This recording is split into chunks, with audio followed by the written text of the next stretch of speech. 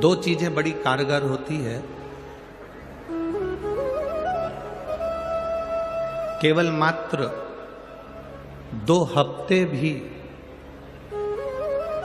हम उसको अगर दृढ़ता से कर लेते हैं तो मेरे शंकर की कृपा हम पा लेते हैं। 2 चीजें कारगर, एक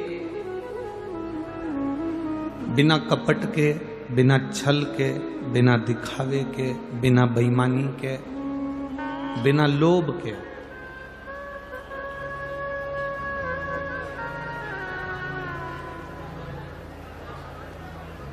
श्री शिवाय नमस्तुभ्यम मंत्र का जाप बेलपत्र के वृक्ष के नीचे बैठकर करना।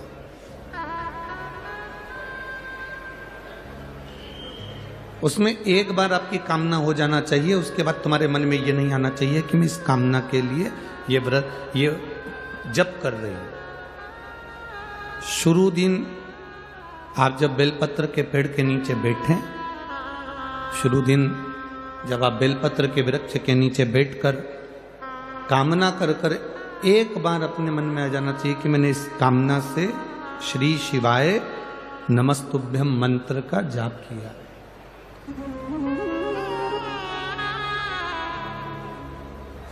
और दूसरे नंबर पर है जब बेलपत्र का पेड़ कहीं सूख गया हो और किसी किसी के यहां पर बेलपत्र का वृक्ष जब सूख जाता है तो उस वृक्ष को लोग निकाल देते हैं, तोड़ देते हैं, काट देते हैं, निकाल देते हैं।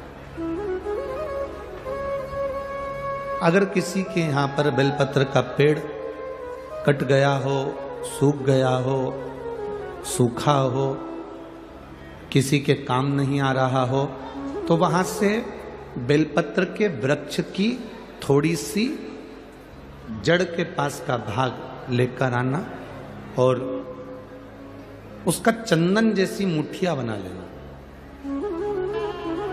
और उसको फिर घिस कर मेरे देव अधिदेव महादेव को जब जल चढ़ाने जाओ तब वो बेलपत्री का चंदन मेरे महादेव को लगा कर आओ। हरे वृक्ष को नहीं तोड़ना। जो वृक्ष सूख गया,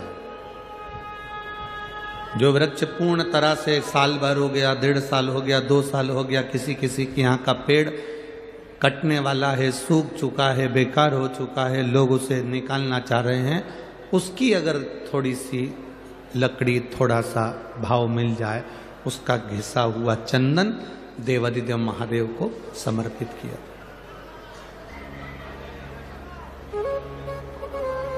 हरे वृक्ष की लकड़ी को नहीं। तुम अगर हरे वृक्ष की लकड़ी को काट कर लिया है, तोड़ कर लिया है, फिर उसको सुखा लिया, सुखाकर तुमने चंदन बनाया, वो श्रेष्ठ नहीं होगा, उसका कोई महत्व नहीं होगा, उसकी कोई मूलता नहीं। शिव महापुराण की कथा तो यहां तक कहती है कि हरे वृक्ष में से जब हम पत्तियां तोड़ते हैं तो उसकी डाली कभी नहीं टूटना चाहिए। वृक्ष में से केवल पत्ती तोड़ो पर डाली ना तोड़ो। फूल में से, फूल के पौधे में से, पुष्प की डाली में से पुष्प तोड़ो पर उसकी डाली कभी मत तोड़ो। तुलसी मां, तुलसी का दल तोड़ो पर डाली कभी नहीं तोड़ो।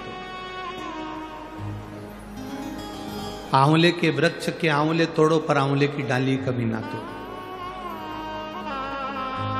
पीपल के वृक्ष के पत्ते तोड़ लो पर पीपल की डाली कभी ना तोड़ो।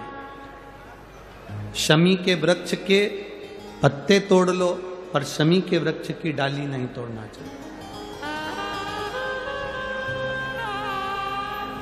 कारण क्या होता है? 84 लाख मनुष्य की योनियां हैं और 84 लाख योनियों में से 20 लाख योनि पेड़ पौधे की है।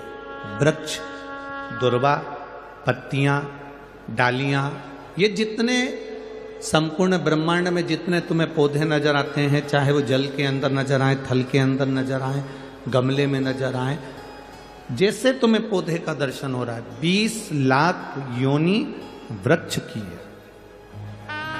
20 लाख की। अब 84 लाख में से 20 लाख योनि तो वृक्ष की है। शिव महापुराण की कथा कहती है, हम फूल तोड़ते समय अगर डाली तोड़ देते हैं, हम पत्तियां तोड़ते समय वृक्ष की डालियां तोड़ देते हैं, तो 84 लाख योनि में से 20 लाख योनि वृक्ष की है और वो योनियां हमको भुगतना पड़ती है। इसलिए केवल पत्तियां तो आपको पत्ती की जरूरत है, बेलपत्र की जरूरत है। ये बेलपत्र की आपको जरूरत है, अब बेलपत्र तोड़िए, डाली ना तोड़ना। फूल की जरूरत है, फूल तोड़िए, उसकी डालियां ना तोड़िए।